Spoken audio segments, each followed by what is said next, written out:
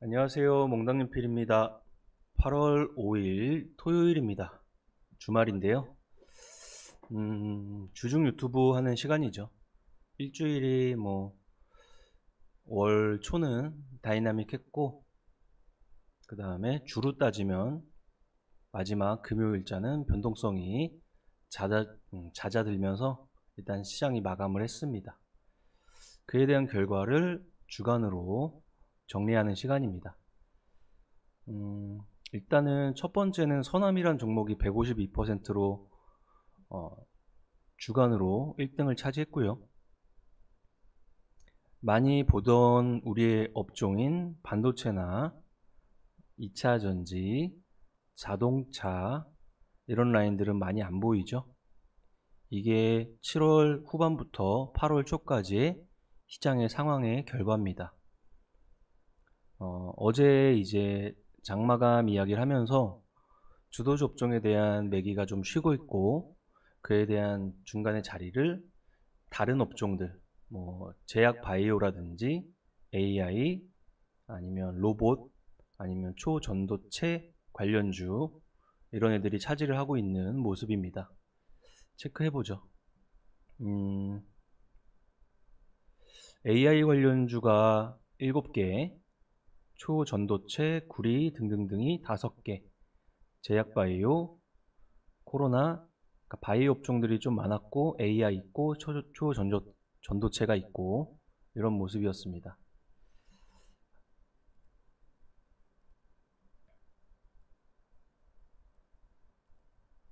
자, 서남입니다.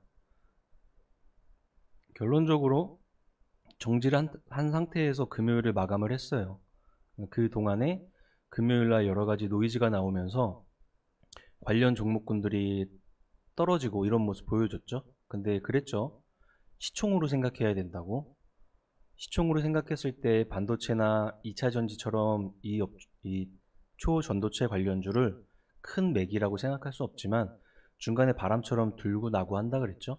한번 쑥 들어왔고 잠깐 나갔다가 또 한번 쑥 들어왔다가 또 나갔다가 이런 식으로 진행을 하는 거죠. 그래서 다시 한번 쑥 들어왔다가 또 나가고 이런 패턴이 나오지 않을까, 초전도체 관련주는 그렇게 생각하고 있습니다.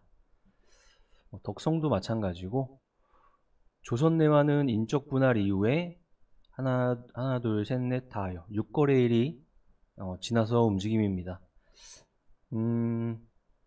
이런 차트의 모습을 보여줄 때 이날의 윗꼬리의 모습과 이날의 전일자의 종가를 지키지 못하는 모습, 이런 것들이 요만큼의 힌트가 될 건데요. 과거의 인적 분할을 실시하고 그 다음에 사업회사가 움직이기 시작한 이후에 보통은 한 4거래일, 5거래일 정도면 매기가 일정 부분 조금 빠져나가는 이런 분위기, 이런 현상들이 많이 나왔거든요. 그럼 조선내화도 거의 그 정도의 이제 스케줄 라인에 좀 서 있는 것 같아요. 그렇죠? 인적 분할에 대한 완성이 된 건 아니지만 이 주가 상승분에 대한 매기는 일단 1차적인 꼭지점에 와 있지 않나 생각합니다. 그 다음에는 뭐가 있을까요? 파로스 아이바이오, AI 신약 개발, 제약 바이오, 신규 상장주 이런 라인의 종목입니다. 워낙에 많이 시장에서 진단 솔루션 라인과 신약과 신약을 만드는 플랫폼 라인에 인공지능 관련 바이오가 굉장히 많았어요. 루닛, 뷰노, JLK, 딥노이드부터 시작해서 지니너스, 신테카 바이오, 파라스 아이 바이오, JW 중해제약 등등등 굉장히 많죠. 여전한 순환매 속에 있다고 생각합니다. 그 다음은 뭐가 있을까요? 솔투룩스, 폴라리스 오피스나 솔투룩스 같은 AI 관련주들의 움직임들이 한 달 동안 매기가 한번 돌았는데요. 이 매기 속에 가장 큰 역할을 했던 건 네이버의 하이클로버 X 라인이었습니다. 8월 24일 정도로 예정이 되어 있는데요. 그런 재료성의 움직임 이외에 인터넷 업종으로 확대해서 생각했을 때 네이버나 카카오의 움직임들이 조금씩 나타나고 있다는 거죠. 전형적인 성장주에 고퍼를 받던 섹터예요. 인터넷 업종에 해당되는 종목군들이 불리한 금리 환경에 도달하면서 선반영돼서 주가가 많이 빠졌는데요. 여기서 주가가 폭발적으로 올라간다기보다는 바닥을 다지는 움직임들이 나오고 있다고 판단하는 게 조금 더 합리적일 것 같아요. 그 대신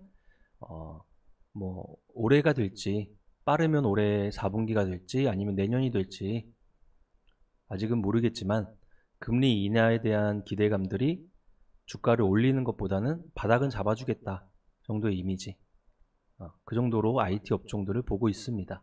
그러면 중장기적인 기조로 시장을 바라보시는 분들은 리밸런싱을 할 때 이런 식으로 하면 될 것 같아요.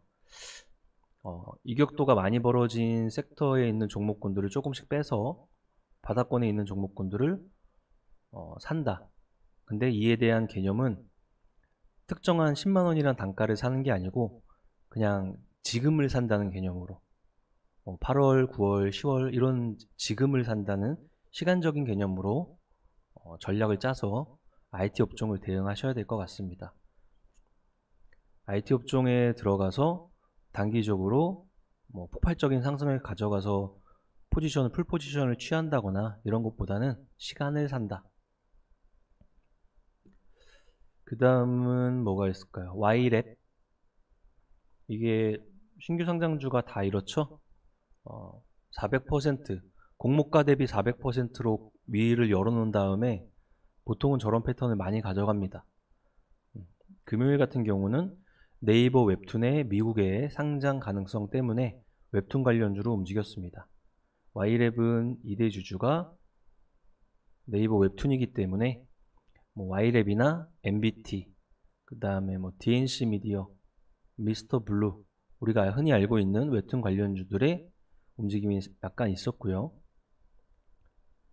이런 것도 초전도체 라인들, AI 라인들, 로봇 관련주, 금요일날 로봇 관련주의 움직임이 일부 나왔어요. 레인보우 로보틱스, 틸 로보틱스, 로보티즈, 이런, 그 다음에 두산, 이런 움직임이었는데요.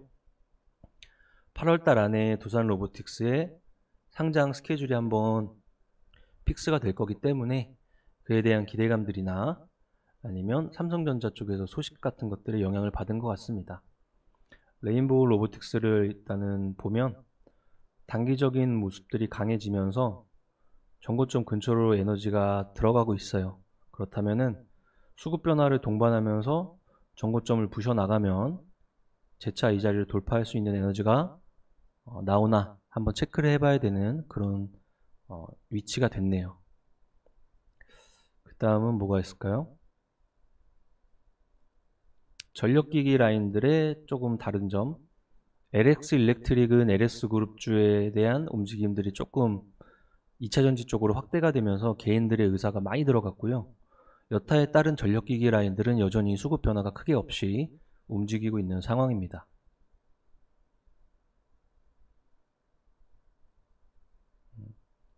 에코프로 HN 이렇게 떨어져서 돌아나가는 그림. 그러니까 시장이 초강세일 때는 올라가서 돌아나가는 그림이 확률적으로 굉장히 높고요. 우리는 그것들을 돌파 매매, 신고가 매매, 역사적 신고가 매매, 박스 돌파 매매 여러 가지 이름으로 부릅니다. 근데 이제 시장에 대한 매기가 나중에 달라졌을 때 어떤 게 데이터가 되냐면 지수가 역배열로 접어들 때 그런 것들이 이제 시장에 대한 에너지가 될 때는 돌아나가는 애들을 측정을 해야겠죠.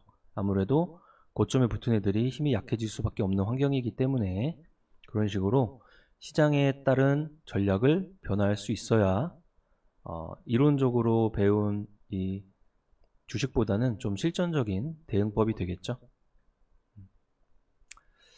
자, 결론. 주도주 섹터는 여전히 자리를 좀 비우고 있다. 그 자리를 초전도체, 바이오, AI, 로봇과 같은 섹터가 차지하고 있다. 이런 섹터에 대한 에너지가 조금 더 순환매 정도를 보이지 않을까 생각한다. 코스피 기준으로 덧점 붙이면서 올라가는 건 여전한데 이때의 기울기와 최근의 기울기는 많이 플랫해졌다. 날씨도 쉬라고 하고 증시 상황도 좀 쉬라고 하나 보다. 휴가 시즌이니까 무리하게 행동하지 말자. 자, 이 정도로 정리를 할 수 있을 것 같습니다. 저희가 이제 조금 이제 쉬는 거죠. 이 휴가 시즌이니까 저희도 스케줄이 잡혀 있는데요. 다들 이제 휴가에 대한 스케줄이 다 다르겠지만 만약에 평소에 일을 하면서 짬이 별로 없었던 분들이 또 아이러니하게도 직장인 분들은 이럴 때가 시간이 있는 거니까 그런 분들은 편하게 이 공개된 전화 같은 것들 연락 주시면 뭐 통화로 상담을 하든지 얼굴을 보고 상담하든지 원하시는 대로 만약에 스케줄이 맞으면 그쵸? 평소에는 우리 다 열심히 살아서 시간이 별로 없잖아요. 자, 주간 방송은 이 정도로 마치고 밖에 날씨가 너무 덥습니다. 자외선 차단제 잘 바르시고 양산 같은 거 잘 쓰고 다니시고 수분 섭취 잘 하시기 바랍니다. 푹 쉬고 다시 찾아뵙겠습니다. 감사합니다.